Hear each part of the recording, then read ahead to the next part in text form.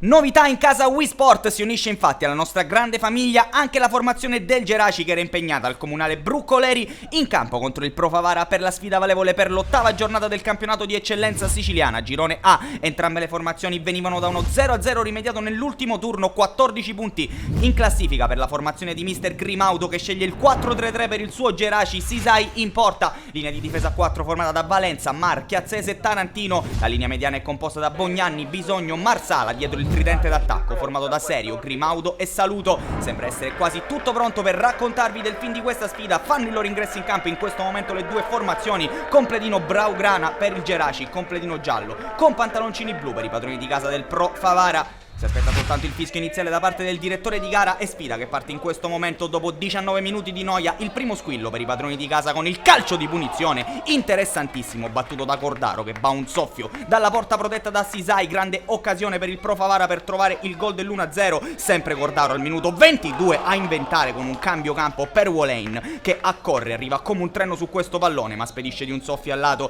Adesso spinge il Pro Favara al 23esimo minuto con il cross dentro per il colpo di testa di Camilleri che da due passi non riesce però a centrare lo specchio della porta. La risposta del Geraci arriva con una gran giocata al 35esimo minuto di Serio che si gira in un fazzoletto e poi prova con il destro ma il tentativo finisce alto. Merita comunque il nostro rallenti, il numero 10 della formazione di Mister Grimaudo che guadagna un calcio d'angolo al minuto 42 dagli sviluppi dello stesso. Pallone al limite dell'area per Marsala che ci prova, tentativo centrale del numero 7, nessun problema per l'estremo difensore dei padroni di casa. Si va dunque a riposo sul parziale di 0-0. Poche emozioni in questo primo tempo, nessuna delle due formazioni è riuscita fin qui a sbloccarla. Vedremo cosa ci regaleranno i secondi 45 minuti che partono in questo momento. Subito Geraci che si rende pericoloso, riconquista il pallone, lancio lungo all'indirizzo di Saluto che parte in posizione regolare a tu per tu col portiere. Saluto sceglie il pallonetto e trova il gol del vantaggio, si sblocca il parziale al comunale Bruccoleri. Il Geraci è riuscito a passare in vantaggio, la firma del numero 11 che possiamo riapprezzare, la freddezza dell'attaccante della formazione di Mister Grimaudo che in pallonetto supera l'estremo difensore avversario e fa 1-0, fa esplodere